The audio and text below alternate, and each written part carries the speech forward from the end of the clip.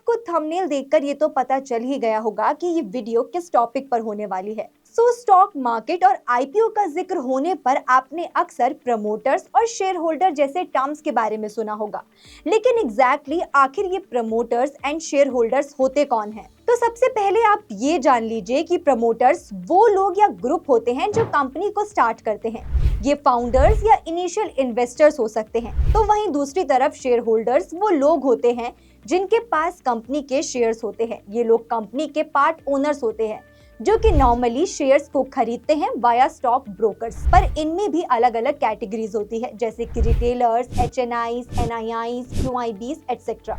अब इसको थोड़ा डिटेल में समझते हैं कि आखिर शेयर होल्डर्स होते कौन हैं। शेयर होल्डर शब्द का यूज किसी भी पर्सन, इंस्टीट्यूशन या कंपनी के लिए किया जाता है जो किसी कंपनी के स्टॉक्स में कम से कम एक शेयर का मालिक होता है, जिसे इक्विटी भी कहा जाता है। शेयर होल्डर्स को स्टॉक होल्डर्स के नाम से भी जाना जाता है, और क्योंकि ये कंपनी के पार्शियल ओनर्स होते हैं तो इन्हें उस कंपनी के थ्रू कमाए गए प्रॉफिट में हिस्सा भी मिलता है, और ये प्रॉफिट स्टॉक होल्डर्स को डिविडेंड, कैश, बोनस, शेयर्स के रूप में दिया जाता है। अब इसी का रिवर्स साइड देखें तो जब किसी कंपनी के शेयर का प्राइस किसी भी रीजन की वजह से गिरता है तो शेयर होल्डर्स को भी अपने इन्वेस्टमेंट में नुकसान होता है, जिससे उनके पोर्टफोलियो की वैल्यू में गिरावट भी देखने को मिलती है।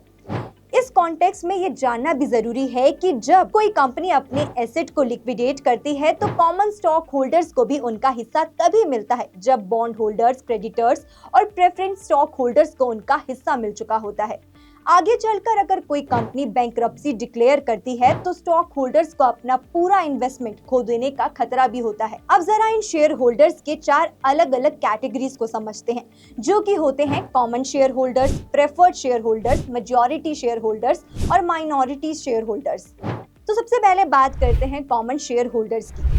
कॉमन शेयर होल्डर्स कंपनी के कॉमन स्टॉक के मालिक होते हैं, जिसमें उन्हें वोटिंग राइट्स मिलते हैं। उन्हें कुछ इंपॉर्टेंट डिसीजंस में पार्टिसिपेट करने का राइट होता है, जैसे कि डायरेक्टर्स का इलेक्शन करना या बड़े कॉर्पोरेट एक्शंस को अप्रूव करना।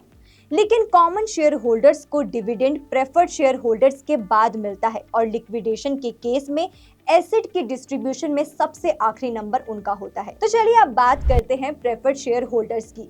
Preferred share holders preferred stock रखते हैं, जो आमतौर पर वोटिंग राइट्स के बिना होता है। उन्हें डिविडेंड्स और लिक्विडेशन के मामले में कॉमन शेयर होल्डर्स पर प्रायोरिटी मिलती है। प्रेफर्ड शेयर होल्डर्स का डिविडेंड अक्सर फिक्स्ड होता है और कॉमन शेयर होल्डर्स से पहले दिया जाता है। अब बात करते हैं मेजॉरिटी शेयर होल्डर्स की। मेजॉरिटी शेयर होल्डर्स कंपनी के 50% से ज्यादा शेयर्स के मालिक होते हैं, जिससे उन्हें कंपनी के डिसीजन पर काफी इन्फ्लुएंस मिलता है, जैसे कि बोर्ड मेंबर्स का इलेक्शन और मर्जर्स को अप्रूव करना। अब बात करते हैं माइनॉरिटी शेयर होल्डर्स की। माइनॉरिटी शेयर होल्डर्स 50% से कम शेयर्स रखते हैं। वोटिंग राइट्स तो होते हैं, लेकिन बड़े कॉर्पोरेट डिसीजंस पर उनका इन्फ्लुएंस लिमिटेड होता है।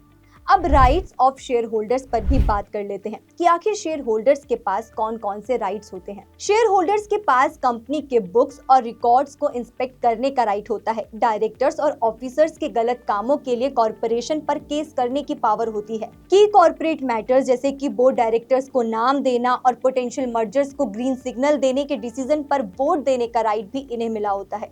अगर बोर्ड डिसाइड करते हैं डिविडेंड देना तो उसे रिसीव करने का राइट, हालांकि सब कंपनीज डिविडेंड नहीं देती। एनुअल मीटिंग्स में शामिल होने का राइट होता है, चाहे पर्सनली या कॉन्फ्रेंस कॉल के जरिए। अगर वोटिंग मीटिंग में पर्सनली शामिल नहीं हो सकते तो मेल इन बैलॉट्स या ऑनलाइन वोटिंग प्लेटफॉर्म के थ्रू प्रॉक्सी के जरिए क्रिटिकल मैटर्स पर वोट देने का राइट होता है।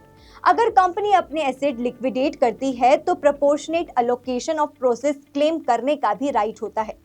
तो चलिए अब बात करते हैं प्रमोटर्स के बारे में। प्रमोटर्स वो इंडिविजुअल्स या एंटिटीज होते हैं जो कंपनी को शुरू करते हैं और उसकी डेवलपमेंट करते हैं। ये लोग कंपनी को सेटअप करने और चलाने में इंपॉर्टेंट रोल प्ले करते हैं। इंडिया में प्रमोटर्स फाउंडर्स या बड़े स्टेक होल्डर्स हो सकते हैं। अब बात कर लेते हैं प्रमोटर्स कितने टाइप्स के होते हैं। सो प्रमोटर्स 3 टाइप्स के होते हैं, प्रोफेशनल, ओकेशनल एंड फाइनेंशियल। तो सबसे पहले बात करते हैं प्रोफेशनल प्रमोटर्स की। ऐसे एक्सपर्ट्स होते हैं जो कंपनी शुरू करने के लिए हायर किए जाते हैं।